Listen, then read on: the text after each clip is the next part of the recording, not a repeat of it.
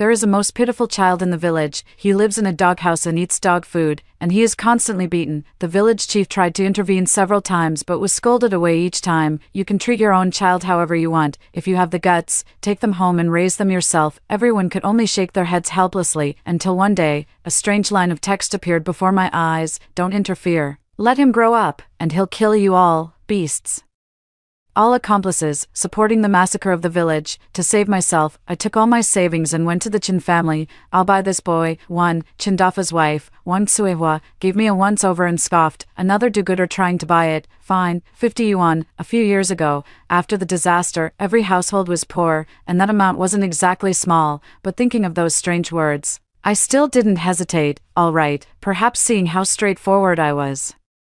Wang Suehua immediately changed her mind. No, this will be a laborer in the future. 50 yuan won't do. 100 yuan. After saying that, he took out a stick and thumped it on Chinjila. Look, this one's alive. A boy. The child tried to dodge by turning in circles, but was pulled back by the chain around his neck. He could only watch as the stick came down again and again. He didn't even cry out in pain, his eyes dull, as if he had grown accustomed to it.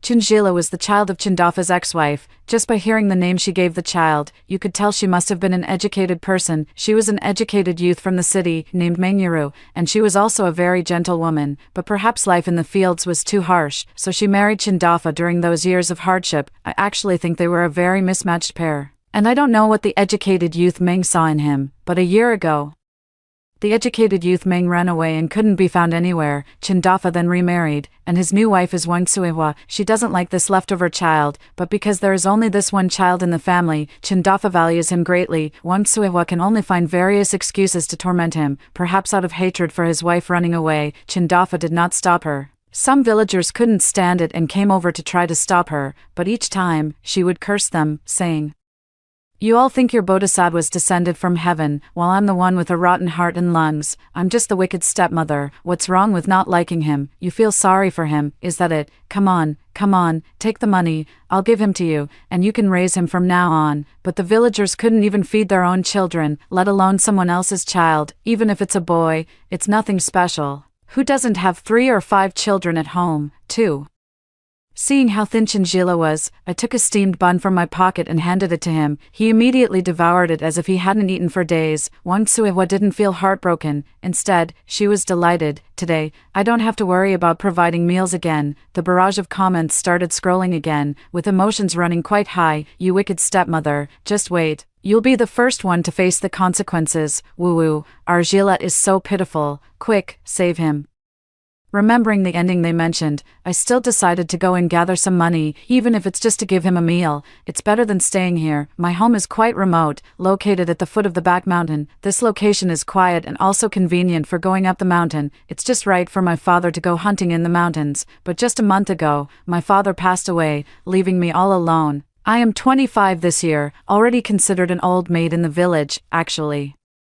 I am not my father's biological child. As for who my biological parents are, I do not know. I was casually abandoned on the mountain and later adopted and raised by a kind-hearted old hunter. All these years, no one has come looking for me. After all, there were so many baby girls on the mountain, who could tell them apart, and to support my father in his old age, I insisted on finding a live-in son-in-law. But even after my father passed away, I still hadn't found a suitable one.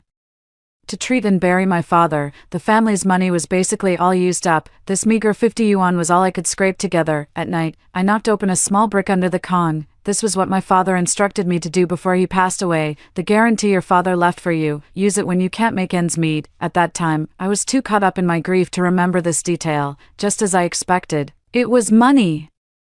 All the bits and pieces added up to a total of $150. I don't know how long it's been stored. There was also a small piece of gold, but with the strict controls nowadays, this gold is useless. Seeing me immediately toss the gold aside, the barrage grew anxious. "Don't, that's gold. It'll be worth a fortune in the future. Keep it." Yes, it will be valuable in the future." Upon hearing this, I silently put the gold back into the box, counting the money in my hand.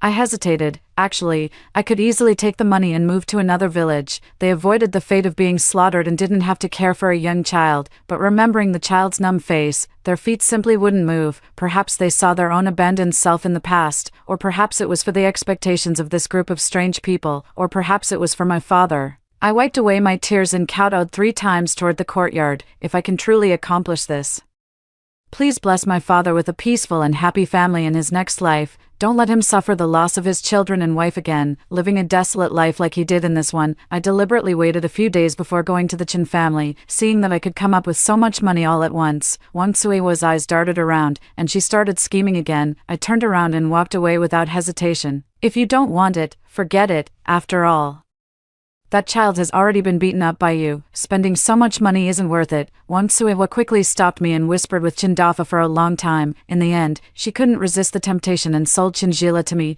3. Wang Suiwa untied the iron chain and deliberately tugged at his neck. Chinjila was very thin, and the iron chain struck directly against his bones, making a clattering sound. I shouted, "What are you doing? This child will be my child from now on.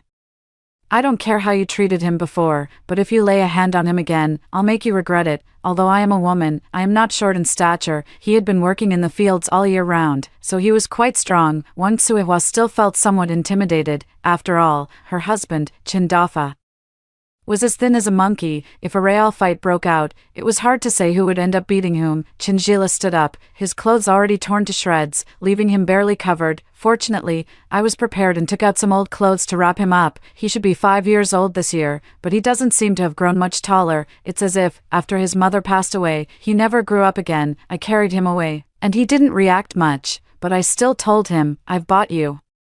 From now on, you're my child, and you never have to come back here again." He still showed no reaction, as if he had already lost his mind. I remember that at first, the Chindafa household was always filled with cries, but at some point, they disappeared. Usually, when I caught a glimpse of him, he was huddled in the doghouse. It was a real doghouse. His family used to have a big yellow dog. After the big yellow dog died, it became his home.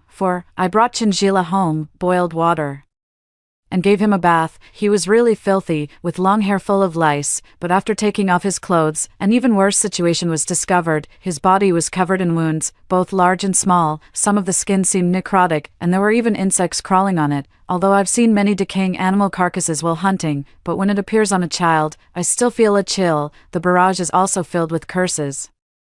They don't understand how someone could be so cruel to their own child. I also don't understand why they are so agitated. Hitting children is a very normal thing. Losing children is also very normal. Many people in the village had 7 or 8 children, and only 3 or 4 survived, according to my father. During the most chaotic years, if you go to the back hill at night, you can hear the cries of baby girls everywhere. There are no more after that, because they're all dead.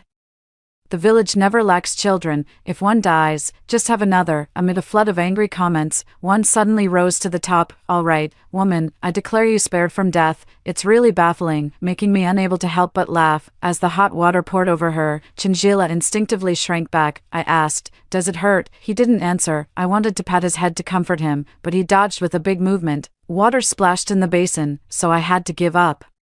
It took several buckets of hot water to finally get him clean. He usually looks like a mud ball, but after a bath, he turns out to be fair-skinned. But that kind of paleness clearly indicates malnutrition. When it was time to sleep at night, after much consideration, I still placed him on the bed. I was worried that he might not adapt to the new home on the first day, but there were no issues at all. I ended up waiting until I grew tired. I had just fallen asleep when I heard a loud thud.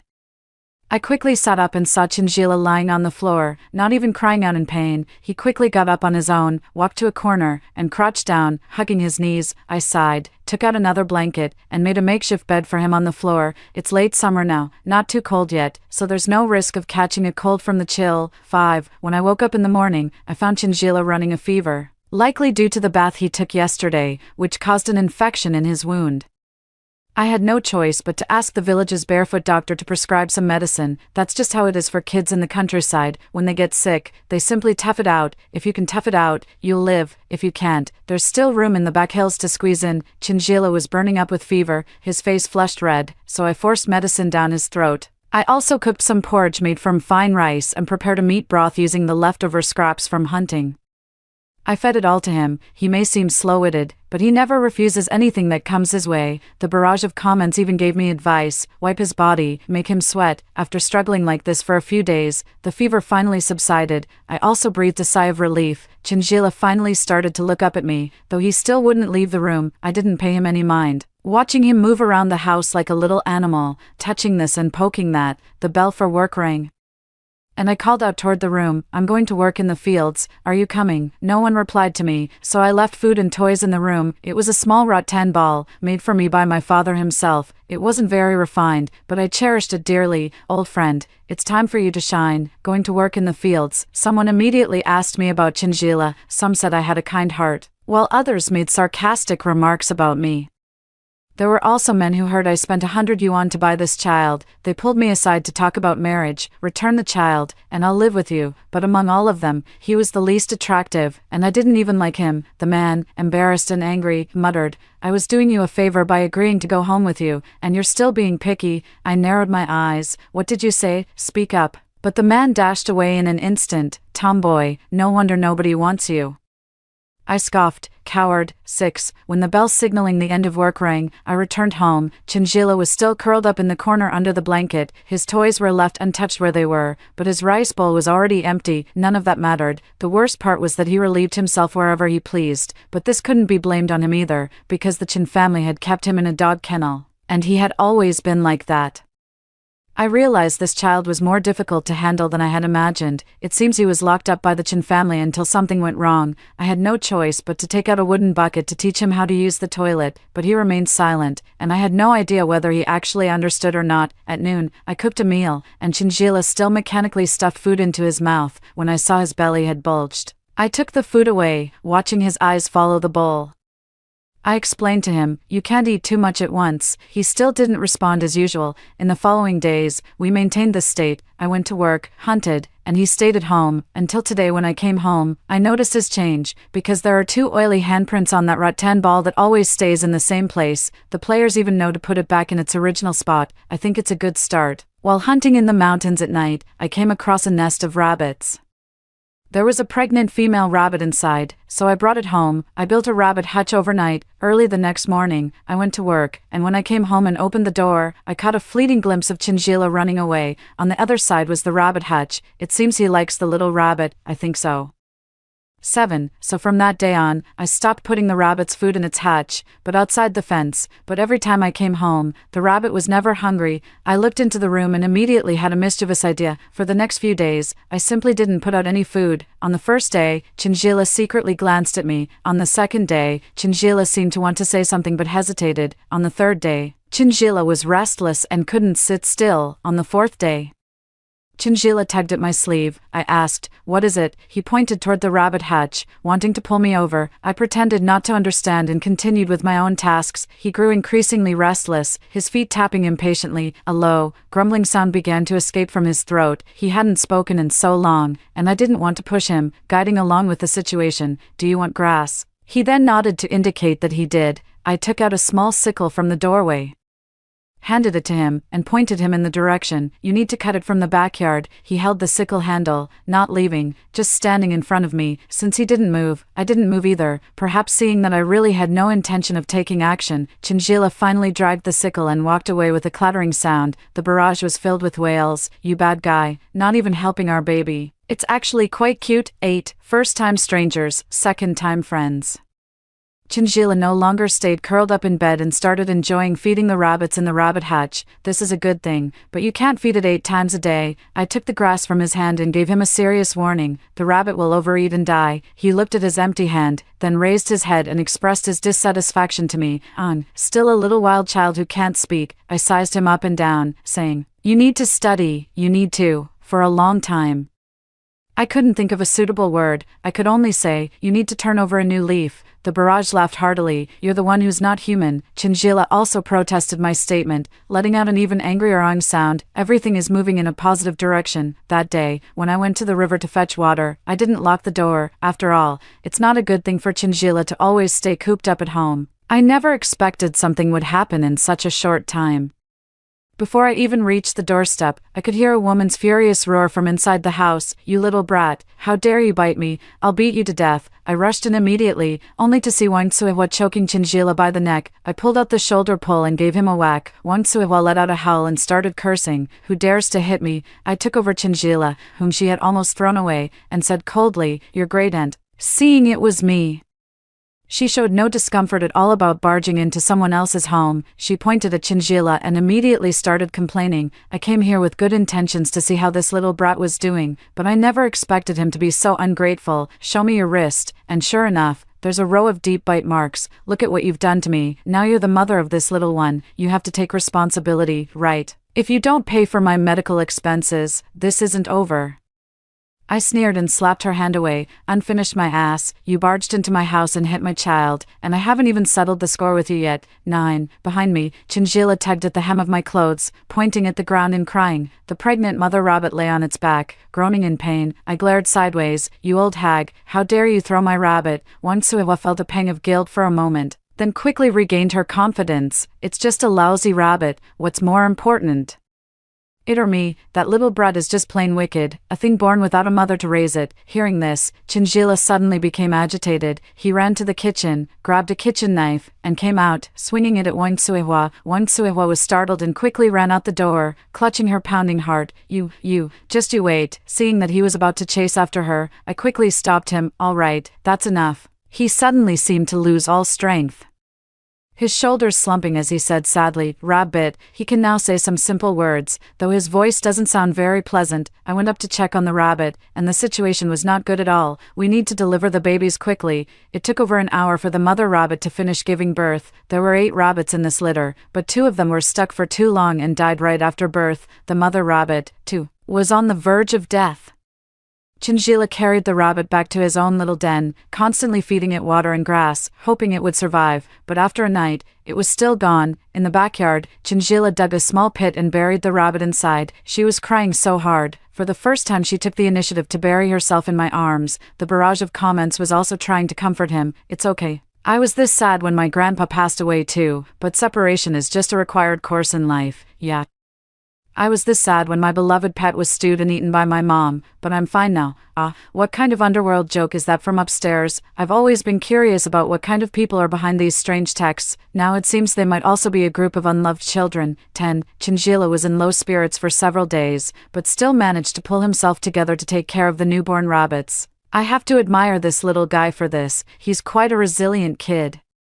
As for Wansuewa, I had long forgotten about her, but I never expected that she remembered everything. There aren't many people living around my house. It only gets a bit lively when the villagers go up and down the mountain, but today was super lively because Wansuewa brought a whole bunch of people. Everyone, take a look, how cruel this little brat is. A few days ago, I came with good intentions to see how he was doing in his new home, and he bit me. Everyone, come take a look.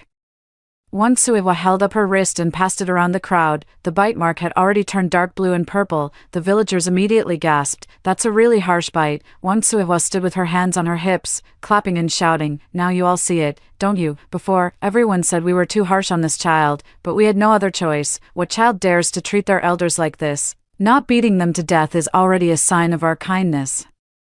Everyone immediately chimed in, seemingly forgetting the kind of life Chinchilla had lived before. They say Chinchilla is heartless and shouldn't treat his parents this way. In their eyes, parents are the heavens, the earth.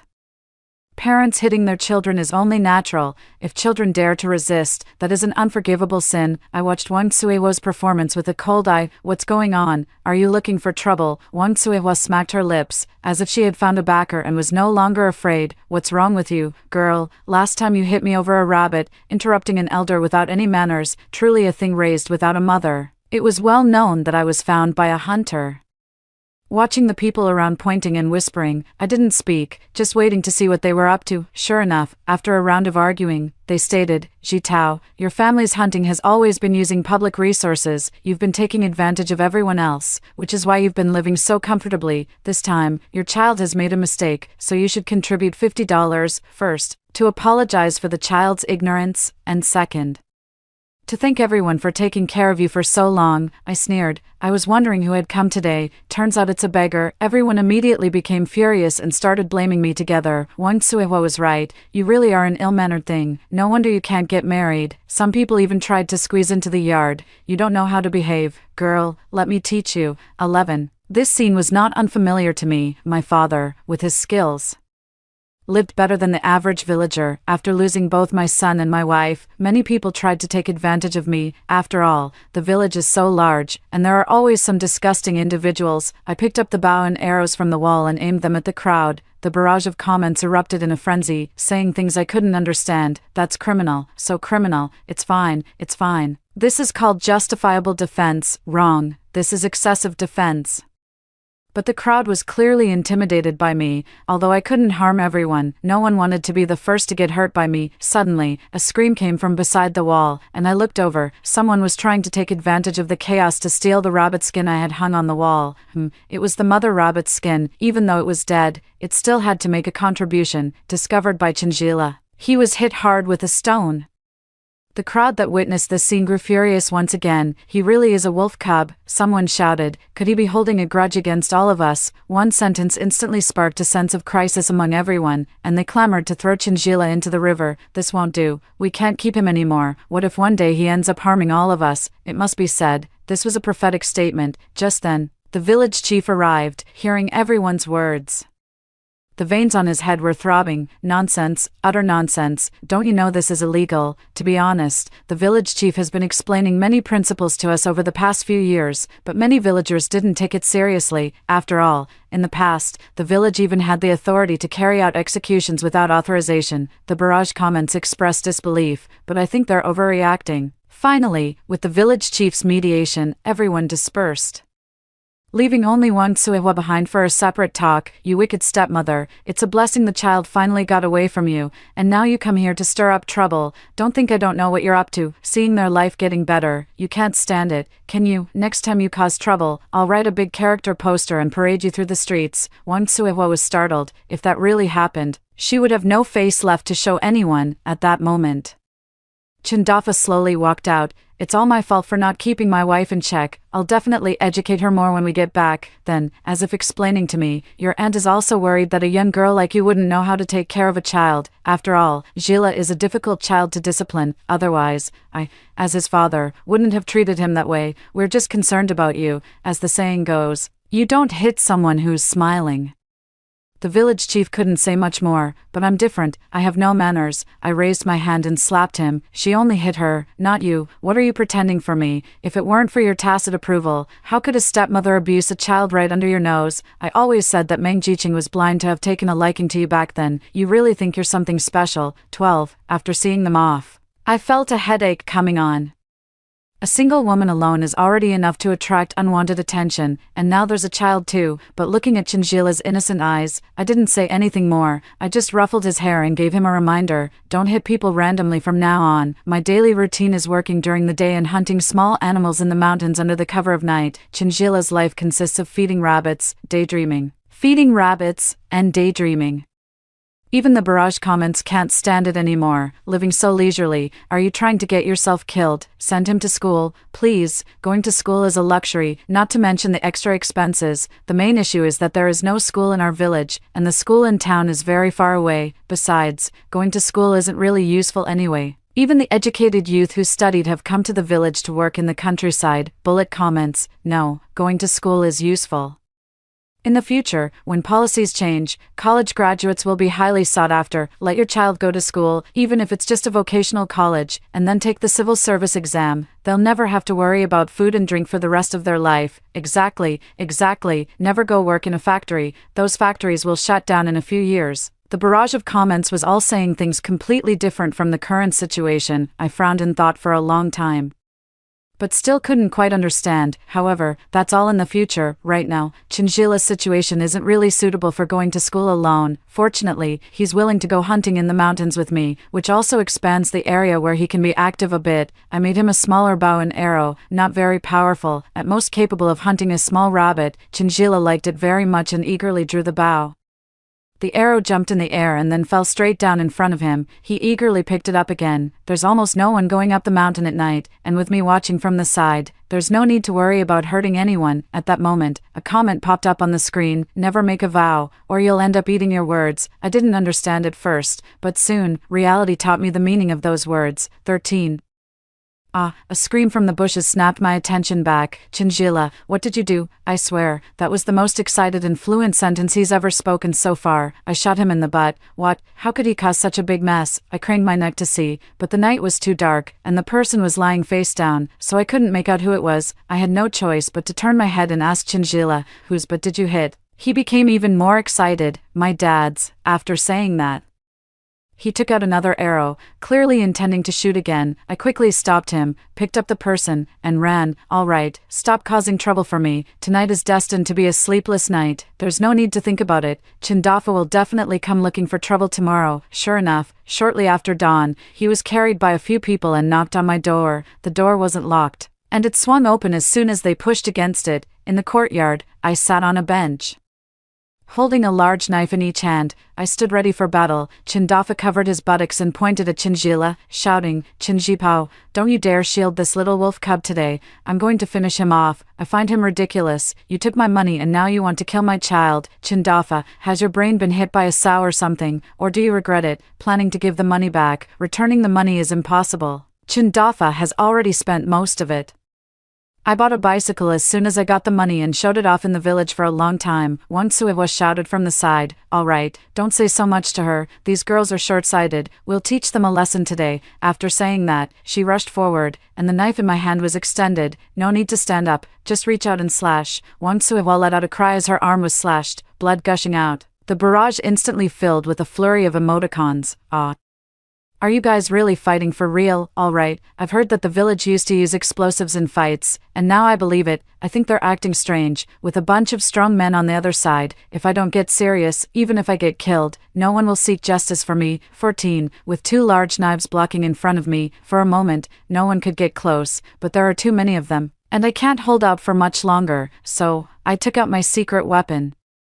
But before I could even start using it, the village chief came running over, panting heavily. Estio, stop it, all of you. The man at the very end pushed the village chief aside and said impatiently, Village chief, don't interfere, this woman has gone too far, we're going to teach her a lesson today. For them, being suppressed by a woman is a great disgrace. Usually, I work no worse than them, and I'm even better at hunting. If I can't win now, that's unacceptable.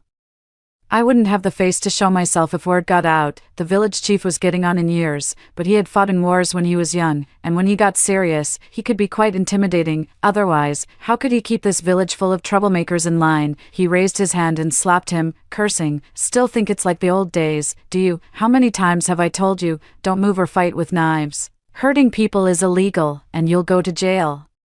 Do you want to get shot? His voice was full of authority, and for a moment, everyone fell silent. The village chief rolled his eyes, glanced in my direction, and his face instantly twisted with rage. Chinjitao, I told you not to keep hunting guns privately. Where did you get this thing? I sheepishly touched my nose. Where did it come from? Naturally, I never handed it over in the first place. Despite my best efforts to hide the hunting rifle behind my back, it was mercilessly confiscated.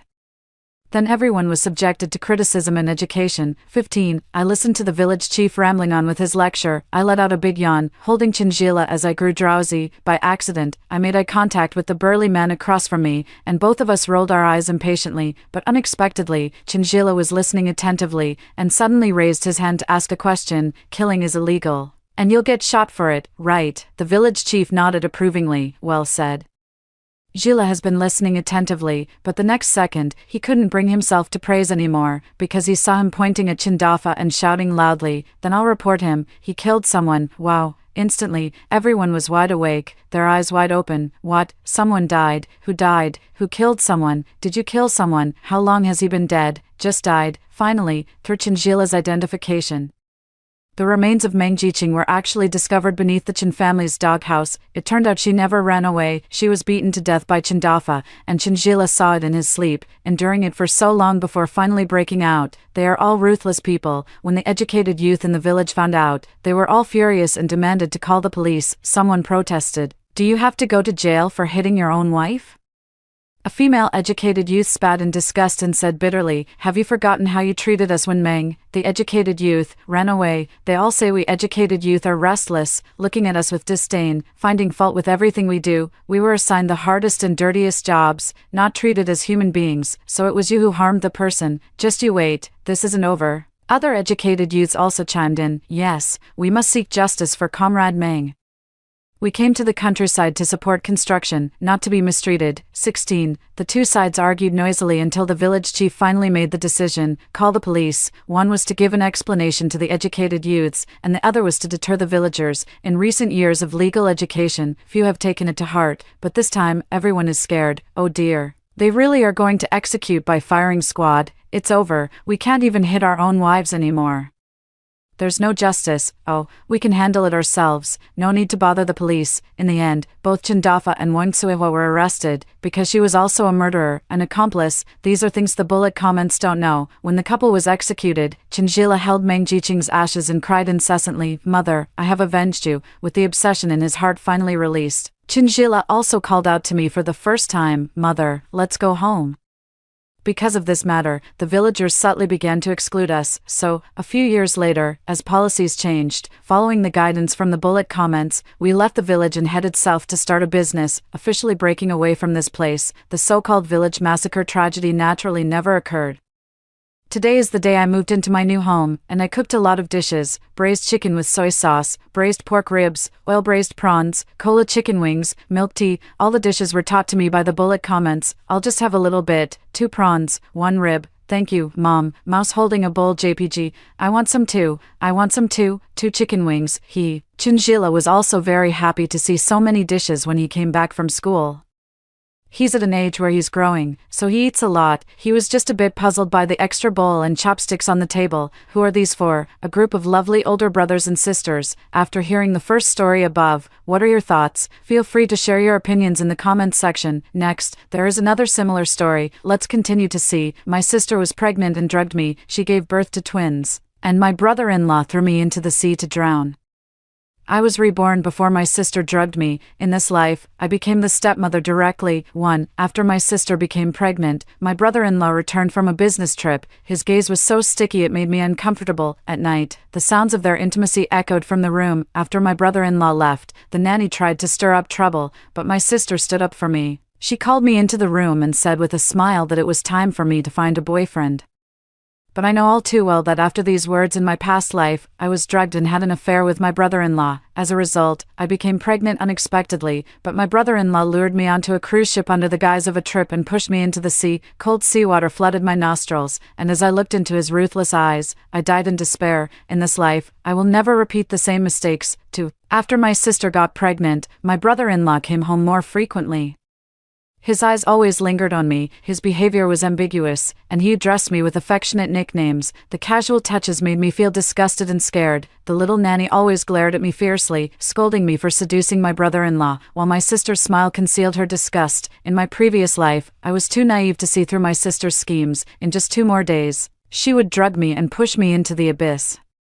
But my household registration had been moved to the Wang family with my sisters, making it difficult for me to leave. At that moment, the butler came to report that the master would be home soon. A thought crossed my mind. The master, at 38 years old, was the head of the household. He had never married and had always maintained a clean reputation. He had once been a brigade commander, but his brother-in-law's father died saving his life. In response, he adopted his brother-in-law under his name, retired from the military, and started a business. If I become the master's woman, I'll have a powerful backer, and my brother-in-law won't dare to be so presumptuous with me anymore. This might be the only way for me to escape this predicament. 3. Upon learning that the master would be home soon, my sister instructed the butler to prepare a grand feast, filled with anticipation. She planned to use her pregnancy to secure her husband's control over the company, while the little maid chimed in, painting a picture of future wealth and glory. I sat to the side, sneering inwardly. In the previous life, the master landed and went straight to the company, so this meal was destined to be a wasted wait. Sure enough, my sister didn't see anyone even after dark and could only return to her room with a gloomy face. But for me, this was a heaven-sent opportunity.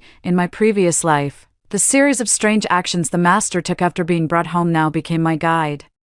While the butler was still around and the master had not yet returned, I steeled my heart, stole the car, and set off. On the road, the cold wind sobered me up, making me realize that Master Wang, having struggled in the Jianhu for many years, was by no means an easy opponent. The fact that he had been drugged was likely a much more complicated matter. If he suspects it's related to me, I'm completely finished. The more I think about it, the more scared I become, my hands and feet going weak.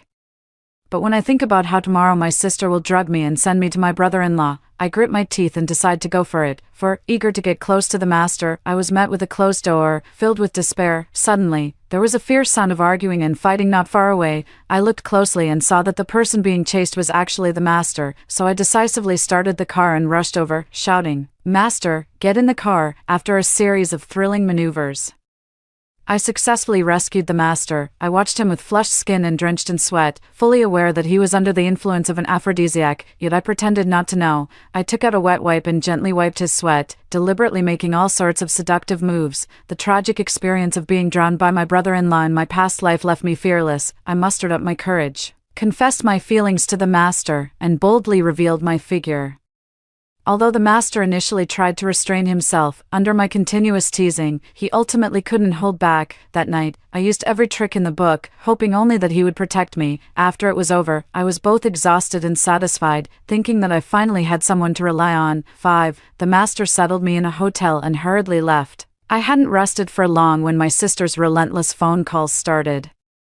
I used the excuse of visiting my mother's grave to explain why I hadn't come home at night, but my sister wasn't buying it and gave me half an hour to get back home. Helpless, I dragged my sore body back to the Wang family's house. As soon as I entered, I saw my sister and brother-in-law sweetly snuggling together, and my brother-in-law's gaze toward me grew increasingly intense. I knew they must be plotting something bad again. During the meal, my brother-in-law deliberately pulled me to sit beside him and secretly squeezed my hand. I looked at my sister in horror, only to see that while she appeared gentle on the surface, her eyes were icy cold, and the knife and fork in her hand were almost being squeezed out of shape. After the meal, my sister asked me to clear the table. The little nanny sneered at me. I retorted a few words, and she actually slapped me to the ground, cutting my hand on a plate.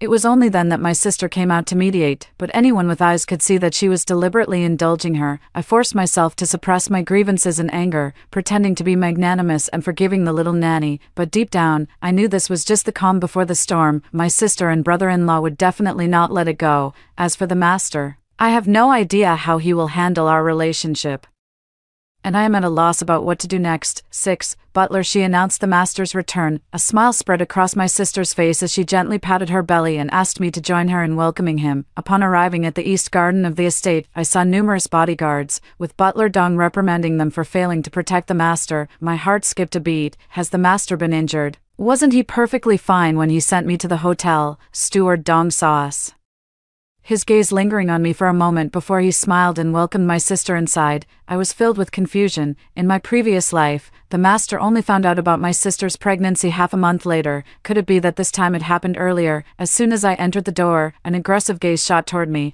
and I was so frightened that I hid behind my sister. Seeing me like this, so different from my bold demeanor yesterday, the master couldn't help but laugh, only to pull at his wound. Steward Dong noticed the wound was bleeding and quickly sent someone to fetch a doctor. Amid the chaos, the master stared straight at me, his expression complex. Sister noticed something was off and frowned as she looked at me. She told the master that if I did anything improper, he should bear with it. But the master interrupted her, looking at me. We really are in this together, both having shed blood. Dr. Lu led me away. Behind us, sister's gaze was icy, and the little maid was filled with jealousy. I was filled with questions, wondering what the master wanted to say. 7. I walked back with the scar medicine in hand, my heart heavy with worry. As I entered the dining room, my brother-in-law's gaze was fierce and intense. My sister wore a smile on her lips, but her eyes held a dark, sinister glint. The little nanny glared at me fiercely. I wanted to escape, but my sister told me to make coffee for my brother-in-law. He eagerly agreed, his greedy gaze immediately fixed on me. Suppressing my disgust, I walked into the tea room. Just as I was about to grind the coffee beans, my brother-in-law barged in, grabbed me, and held me tightly.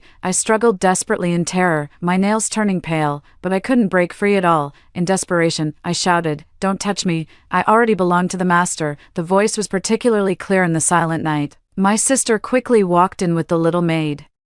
My brother-in-law's face suddenly changed, his arm loosened, and I seized the chance to escape. My brother-in-law looked at my sister with displeasure, and my sister sternly scolded me. "Sister, don't talk nonsense. Father-in-law has always kept his distance from women." 9. Seeing this, the young nanny immediately added fuel to the fire, claiming that I had seduced the master. Upon hearing this, my brother-in-law's gaze turned icy, as if he wanted to pierce right through me. My sister, however, breathed a sigh of relief, as if none of this had anything to do with her. Under the arrangement of the little maid, my brother-in-law became convinced that I was ungrateful and trying to climb into the master's bed, which infuriated him. My brother-in-law was not the master's biological son, and the master had no children of his own. My brother-in-law had always feared that the master might have an heir, which would threaten his position and inheritance rights. Driven by this sentiment, he even began to entertain thoughts of secretly harming the master. However, there are still concerns. If the master were to die, he fears he would be unable to control the other shareholders, which is why he has not dared to take action. As long as he remains the only yen master of the Wang family, the master will eventually hand over power to him. My brother-in-law, upon hearing the nanny's words, was furious.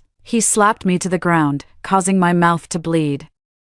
He then ordered me to be tied up and taken to his room. The servants approached expressionlessly, the nanny sneered, and my sister watched coldly. My heart filled with resentment, I ran to my sister and knelt before her, weeping as I pleaded, "Sister, you were afraid that your husband might have an illegitimate child, so you asked me to get close to the master to help you. Now I am already the master's woman, and your husband dares not act recklessly. I beg you, save me." Upon hearing these words, my brother-in-law's face turned grim, and he looked at my sister with disappointment. Just then, the head steward from the master's courtyard came to fetch me. I watched as my sister forced a smile and my brother-in-law's eyes darkened with resentment. My heart relaxed, and I collapsed to the ground, lowering my head to hide the joy in my heart. I won the bet, and everything went exactly as I had hoped. It was worth all the effort I put into leaking the news to Dr.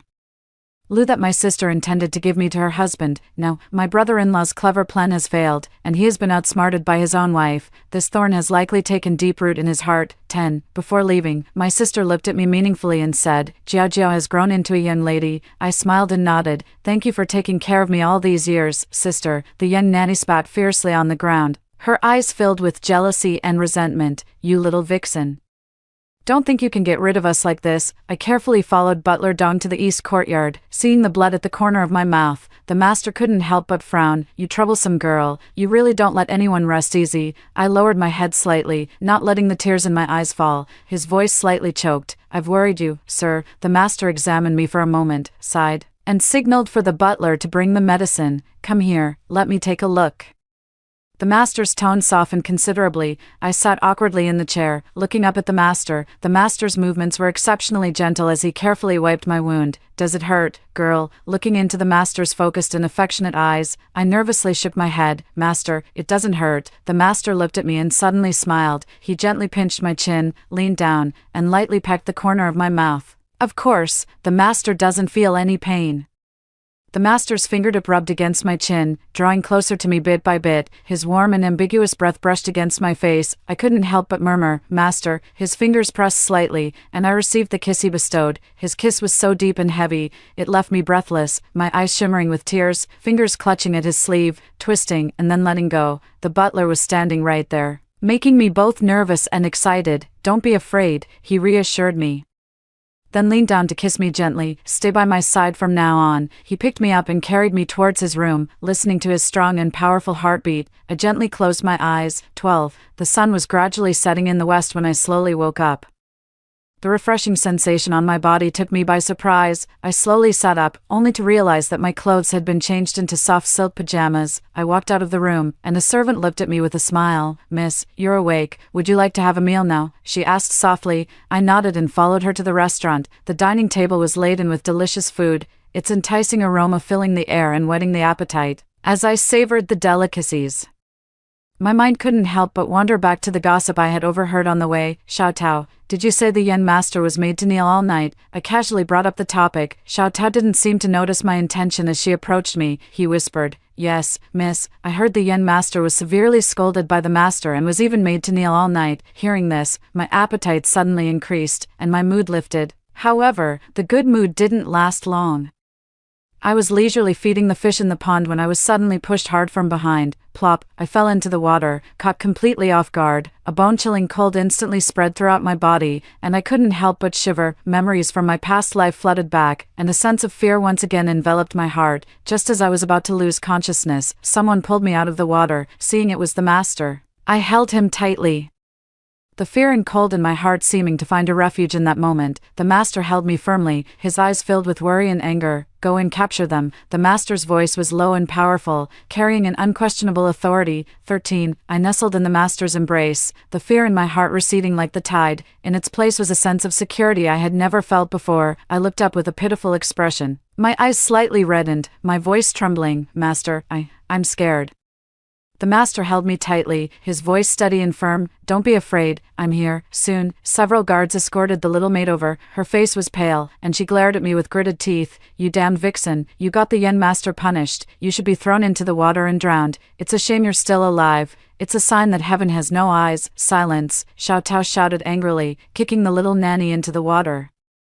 The little nanny let out a scream as she was violently thrown into the water. She struggled, trying to get back to shore, but Xiao Tao grabbed the little nanny's hair with both hands and forcefully pushed her head underwater. Then let you experience the taste of drowning. Xiao Tao's voice was icy and merciless. The little nanny's struggles grew weaker and weaker. I watched Xiao Tao, so decisive and ruthless, and was momentarily stunned. This scene made my sister, who had intended to plead for mercy, step back, not daring to speak. The tragic fate of the little nanny caused the sister to have a miscarriage on the spot, and it was only through Lu's treatment that the fetus was barely saved. After being forced to kneel for another night, her brother-in-law had a big argument with her. He started coming home less often, becoming infatuated with the flowers and plants outside. The two who had been deeply in love in their previous life were now falling apart in this one. 14.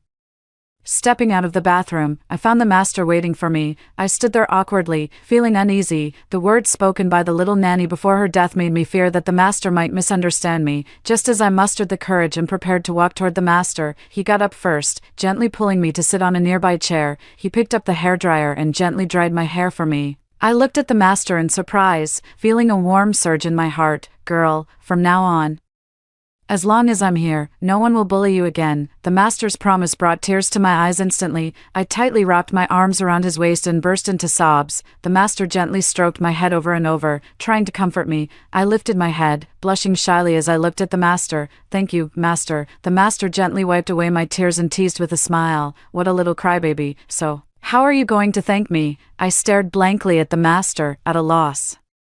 Thinking to myself, how should I thank him? Call me husband, it shouldn't be too hard, right? The master smiled as he looked at me. I asked with a trembling voice, is that really okay? The master carried me to the bed and said, silly girl, from now on, I'm your man, unless you want to leave me. No, I cried tears of joy. I am someone who is cherished too. 15. A few days later, the master gathered everyone in the eastern courtyard. From now on, Jiao is my woman, and we will hold the wedding in 5 months. If anyone dares to bully her, don't blame me for being ruthless. Upon hearing this, my sister and brother-in-law's expressions instantly turned complicated. The elder sister spoke first. This is against the rules. She is my sister. How can she marry our father-in-law? It makes no sense. I do not agree. The brother-in-law quickly followed, his voice filled with displeasure. If this news gets out, how many people will laugh at our Wang family? I do not agree. My affairs require no agreement from you, the master said coldly, glancing at the brother-in-law before turning to the elder sister. As for you, you were never a daughter of the He family and share no blood relation with Jiao. What is the issue? Upon hearing this, the elder sister's face instantly turned pale, and she stared at the master in shock. My brother-in-law slapped my sister twice on the spot. He roared, how could I have married such a jinx like you? I looked at the master in disbelief. Master, what do you mean when you say my sister is not a daughter of the He family? A flicker of complex emotion passed through the master's eyes, and then he slowly spoke. Your parents had no children for many years, so they adopted one, and then you were born. I was so shocked that I could barely speak, my voice trembling as I asked, I had no idea. How did you know, sir? The master gently patted my head and chuckled. Want to know? I'll tell you later, I pouted, let out a dissatisfied huff, then tugged at his hand and whined. Sir, just tell me, please. He smiled, tapped my nose playfully, and teased, still calling me sir, call me husband. 16. In the blink of an eye, 2 months had passed. I heard that my sister had another episode of threatened miscarriage, and her health was deteriorating day by day. No, she could only rely on the medication prescribed by Lu to sustain her life. When I saw my sister again, she had visibly lost a lot of weight, but her belly appeared unusually large. Her face still wore that hypocritical smile, but her pale complexion could not be concealed, no matter how heavy the makeup. When we were in the orphanage, I used to imagine what kind of boyfriend my sister would find when she grew up. I never thought time would fly by so fast, and you're about to get married. My sister casually brought up the past. I smiled and replied, I have to thank my sister for taking care of me. If it weren't for you bringing me into the Wang family, how could I have such a good life today? My sister's expression stiffened for a moment before she forced a smile. Jiao, please don't be angry with me. Okay, I only wanted you to have a good life. I just went about it the wrong way.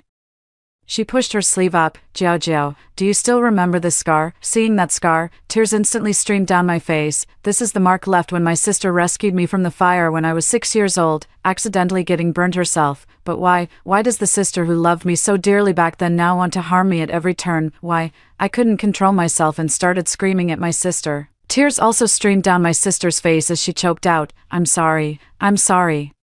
It's all my fault. As she spoke, she was about to kneel down to me. Jiao, it's all my fault. I misunderstood you, and that's why I did such a terrible thing. Please forgive me. Misunderstanding. What kind of misunderstanding could make you want to kill me? I'd like to hear what kind of lie you can come up with now, I said coldly, looking at her kneeling on the ground. Seeing that I remained unmoved, my sister knelt on the floor, looking at me with tears in her voice, and choked out, after I rescued you, our parents were burned to death. I always thought it was an accident, but later, I investigated and found out that the fire started in your room, and that's what killed Mom and Dad. That's what destroyed our home. That's why furious, I pushed her down, unable to accept this absurd accusation. Impossible. You're lying. I was so young back then. How could I have done such a thing? How could you accuse me like this? My body trembled. Unable to accept this truth, my sister leaned on a nearby chair, struggling to stand up. Her face was pale and weak, but the truth is, all these years, every time I see you, I think of our parents who died because of you, and it torments me. But now, I finally don't have to endure this pain any longer. Her words carried a sense of relieved ease. What do you mean? I widened my eyes, looking at her in confusion. I'm going to die soon. My sister's voice suddenly grew weak and trembled.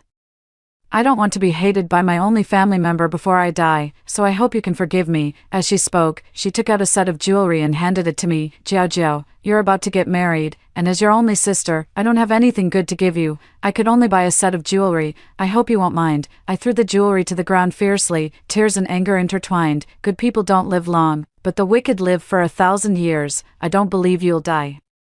Do you think I can forgive you just like that? Do you think the harm you've done to me can be made up for with just an apology and a set of jewelry? I'm telling you, I will never forgive you. I turned and ran away crying. 17, lying in bed, I looked at the master with tear-filled eyes, my heart full of helplessness and grievance. Dr. Lu stood by. It's nothing serious. You just fainted because you were pregnant and then got too worked up. As long as you rest well, you'll recover quickly. My hands trembled as I gently touched my lower abdomen. There, a new life was actually growing. I'm pregnant, dear. Lu nodded with a smile. Yes, it's been over a month now. During this time, you must be extra careful to avoid any further stress. Upon hearing the news, the master's eyes sparkled with joy as he laughed. I never thought I'd live to become a father in my lifetime. Leaning into his embrace, I whispered softly, I'll make sure you have both a son and a daughter in your lifetime. The master chuckled teasingly. Is my wife that capable? But what if they're all boys? I looked up at him, pretending to be serious, and said, Then I'll keep having children until I get a daughter. Upon hearing this, the master hurriedly waved his hands and said, Oh dear, that won't do. Even if you don't feel sorry for yourself, I do. Whether this one is a daughter or a son, I'm already satisfied. As long as both you and the child are safe and sound, I have nothing more to ask for. Both the master and I were very happy, but someone else was not. After learning about my pregnancy, my brother-in-law rushed back and gave my sister a beating. The butler had no choice but to summon the master. 18. After the master left, I looked at the set of jewelry that Xiao Tao had brought back. I also thought about what my sister had said today. In the end, I couldn't rest easy and went to the west courtyard. Just arriving at the western courtyard, I heard the sound of a fierce argument. I could only hear my brother-in-law's voice roaring. Do you think I don't know what you're thinking? Not giving me authority is just because you want to keep the company for your son, isn't it? If it weren't for my father back then, you would have died long ago. And now you treat me like this. You're simply a selfish person. Immediately, a crisp sound of a slap rang out, making my heart tighten. Then, my brother-in-law stormed out of the room, his face red and swollen. Behind him, I saw the master, his expression cold as ice and his eyes filled with disappointment. When my brother-in-law saw me, his eyes revealed a venomous glare. He roared, Jiao, you wretched woman, if you had just followed me, none of this would have happened. Don't even dream of a sparrow turning into a phoenix. Keep dreaming. His current appearance is almost identical to the way he looked when he drowned me in my previous life, and it instantly frightened me.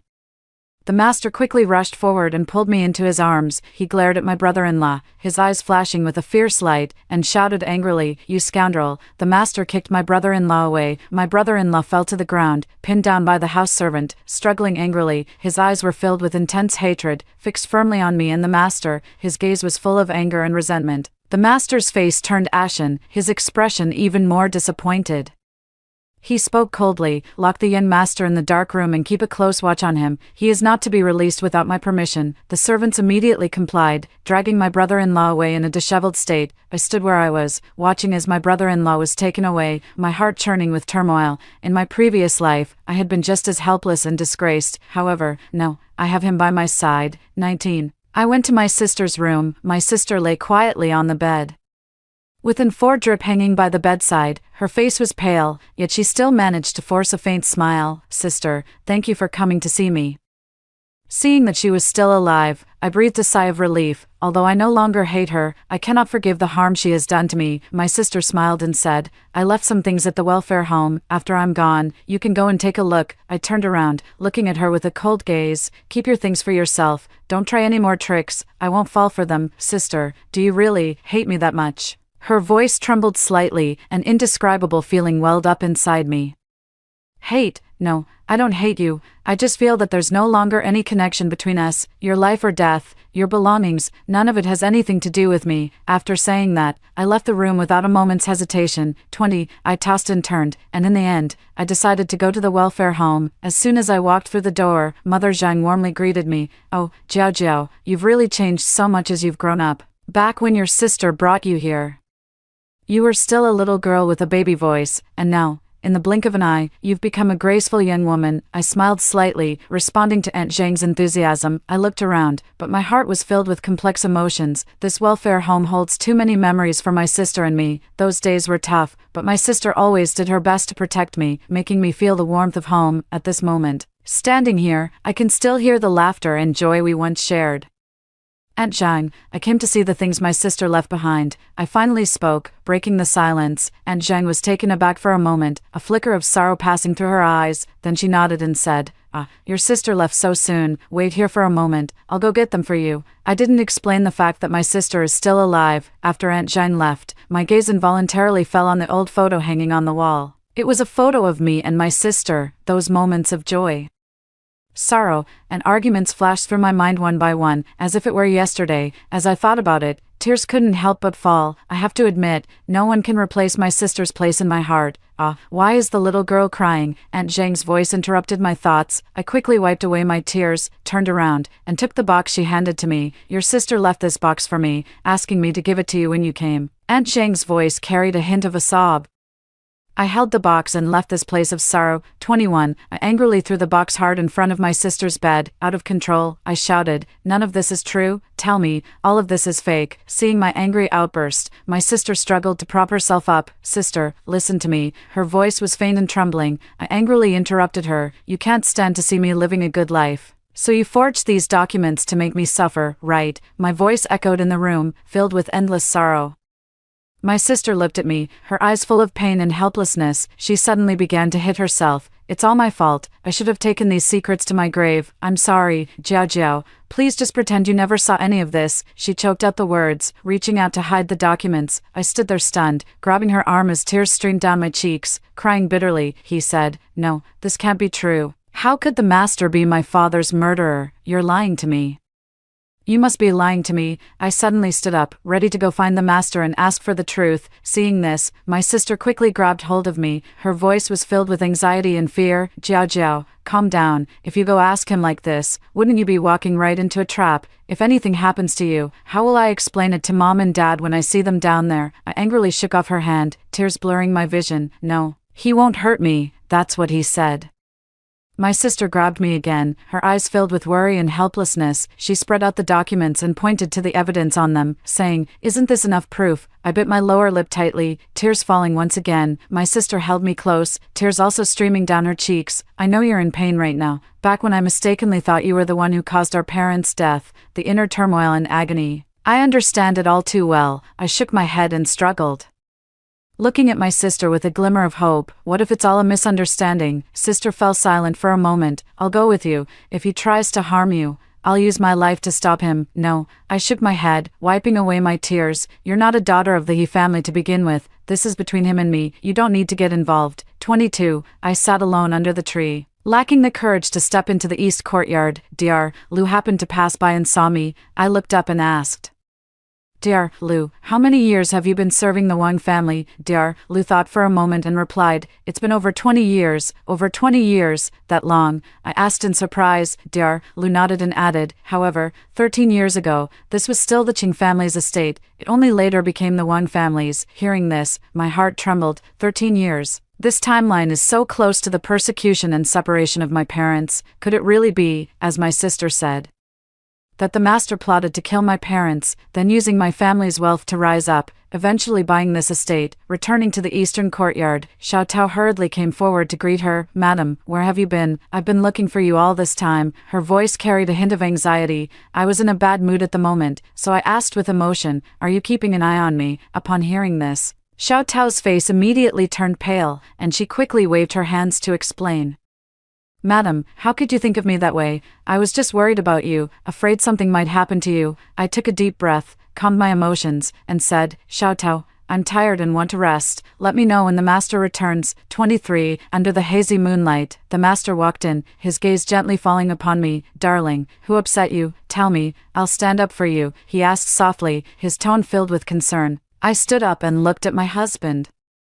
Though he was nearly 38, he appeared to be in his early 30s, with almost no trace of age on his face. Looking into his gentle gaze, it was hard to imagine he could be a ruthless person. I walked over and hugged him tightly, tears streaming down like broken strings of pearls. Grievance, anger, helplessness, and reluctance, all these emotions erupted like a mountain torrent at this moment. I burst into loud sobs. Why does such a thing have to happen to me?" I choked back tears, my voice trembling as I asked. My heart felt as if it were being torn apart, the pain so intense I could hardly breathe. I still find it hard to believe that the husband I deeply love is actually my enemy. He wrapped his arms tightly around me, patting my back, trying to calm my agitated emotions. "What's wrong? What on earth happened?" I looked up, tears blurring my vision, but I still tried to look directly into his eyes. "Do you know my parents?" He was slightly taken aback, then replied, "I did indeed have a brief encounter with your parents, but that was a long time ago." I clenched my fists, my nails nearly digging into my palms, but I still pressed on, unwilling to give up. "I heard you weren't wealthy before, and only later did you establish the Wang family." He fell silent for a moment, then slowly began to speak. You're talking about that. It's quite a distant memory. 14 years ago, I was at the end of my rope and thought about ending it all, but I was fortunate enough to meet a benefactor who changed my life and helped me establish this Wang family." Upon hearing this, my head spun with dizziness, as if the whole world were turning. Seeing my pale face and despondent eyes, the master quickly sent Xiao Tao to fetch Dr. Lou. 24. After Dr. Lou left, I remained silent for a long time. The master held my hand, his voice filled with humility and concern. Jiao, don't scare me. What's wrong? Tell me. If I've done something wrong, I'll change. As long as you're not angry." I gently withdrew my hand and said hoarsely, "Leave. I don't want to see you right now." He waved his hands repeatedly. All right, I'll leave. Just don't cry." After a while, my sister came to my bedside with a pale face. "The master is worried about you and asked me to check on you." I immediately hugged my sister, tears flooding my eyes again. "Sister, what should I do?" My sister gently patted my back and comforted me. Jiao, our parents have been gone for over a decade. To get me to come and comfort you, the master even agreed to release your brother-in-law. Maybe you should just pretend you don't know about this and live a good life with the master. I'm sure our parents' spirits in heaven would want you to be happy." I glared at my sister angrily, my eyes wide open. "No, a life for a life. How could he harm my parents? And I'm supposed to bear his child. Don't even think about it." My sister quickly covered my mouth, nervously looking around, then whispered, Jiao, you can't say that. What if the master hears? It doesn't matter if I die. But what about you? I forcefully broke free from my sister's tight grip, my eyes flashing with a fierce, intense fire. I will seek justice for my parents. My sister sighed softly, her tone tinged with a hint of helplessness. Very well, then, I'll ask your brother-in-law to make some preparations, so that if things don't go smoothly, we'll at least have a plan to fall back on. 25. A few days later. The master remarked with a smile that I had recovered my health and had reconciled with my brother-in-law, so we should gather to celebrate. I personally poured the fine wine for the master, watching as he raised his glass and drank. Tears welled up in my eyes. The moment the wine touched his lips, the master suddenly spewed out a mouthful of blood. He stared at me with wide eyes, unable to believe what was happening. I burst into tears, crying, "Husband, I'm sorry, but I had no choice."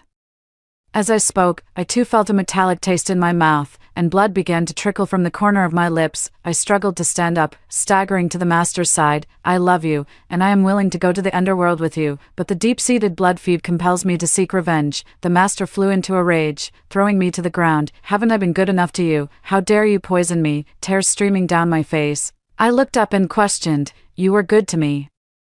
But you killed my parents." At that moment, a burst of arrogant laughter rang out. My brother-in-law stepped forward and sneered, "Old man, if you had handed the company over to me earlier, you wouldn't have ended up like this. How does it feel?" My sister also looked at me with a mocking expression. I thought my little sister had become smarter, but it turns out she's still just as foolish. My heart tightened, and I asked in a trembling voice, "Sister, what do you mean by that?"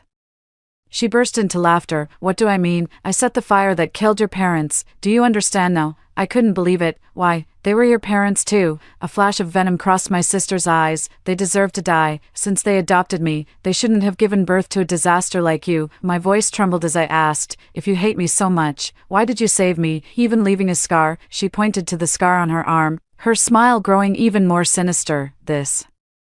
It's just a mark I accidentally left while setting the fire. As for saving you, it was only to clear myself of suspicion and, by the way, keep you by my side like an obedient dog." I glared fiercely, my voice trembling with anger. You're worse than a beast." My sister remained unmoved, instead laughing even more arrogantly. "Worse than a beast? You only realize that now. Let me tell you, not only did I set the fire and kill them, but you'll soon be reunited with them. Ha ha." I clenched my fists tightly, my nails digging deep into my flesh. The master stood up and helped me to my feet. There, it's not worth getting angry over such a person." My sister and brother-in-law saw that both the master and I were safe and sound. The smiles on their faces instantly froze, and their eyes revealed an expression of disbelief. How is this possible?" my brother-in-law stammered. My sister also looked at us in shock, her voice trembling as she said, You both clearly drank the poison wine." At that moment, Dr. Lu walked in. "You're really too naive. Do you think a mere 1 million is enough to make me sell my life for you? When you tried to bribe me, didn't you bother to find out about my relationship with the master?" I also wiped the blood from the corner of my mouth. "Sister, did you really think I would trust you? I just wanted to know why you treated me this way." My sister and brother-in-law tried to flee in panic but were subdued by the bodyguards who had been lying in wait. The master coldly ordered, "Lock them up and hand them over to the police afterward." "You ungrateful old man, how can you face my father?" the brother-in-law shouted angrily. The master looked at the brother-in-law with disappointment and said, "Your father did not die because of me. He was an undercover traitor. I admired him and didn't want his bloodline to suffer. Which is why I adopted you, but you are utterly unworthy of being his son." My sister's health had always been poor, and after this incident, she vomited blood and died on the spot, and the child in her womb had already become a stillbirth due to domestic violence. My brother-in-law couldn't accept this fact and went completely mad, ending up in a mental institution. 26. The master always kept his promise, protecting me for my entire life. I also fulfilled my promise to him, giving him both a son and a daughter. I even made sure that Xiao Tao became the godmother of my child. That day, my sister unjustly accused me of causing our parents' death. Worried that I would be heartbroken, Xiao Tao secretly investigated the truth, while I was too afraid to return to the East Courtyard. Xiao Tao had already uncovered the results and was urgently searching for me everywhere. However, as I was in a bad mood that day, Xiao Tao had no choice but to inform the master of the truth. Upon learning the truth, the master intended to take my sister and the others away immediately, but I don't understand, why would my sister treat me this way? That's what led to the earlier plot with the poison wine, and the master no longer hid the truth from me. His brief encounter with my parents was actually thanks to me,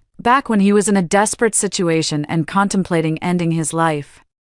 He unexpectedly encountered me, who had gotten lost. I walked up to him with a lollipop, hoping to trade it for him taking me home. My parents gave him 2,000 yuan as a token of gratitude, and it was with that 2,000 yuan that he managed to get through his difficult time. He has always kept this matter in mind, so for many years he has been inquiring about my family's situation. This also gave my sister an opportunity to forge documents, using them to deceive me in order to make room for her own child. As for my initial disappearance, it was actually my sister's attempt to abandon me, but unexpectedly, it led to an inseparable bond between me and Wen Haobo. After hearing the two stories above, what are your thoughts? Feel free to share your opinions in the comments section. Looking forward to hearing from you. If you liked this story, don't forget to like it, share it, and subscribe to my channel. See you next time.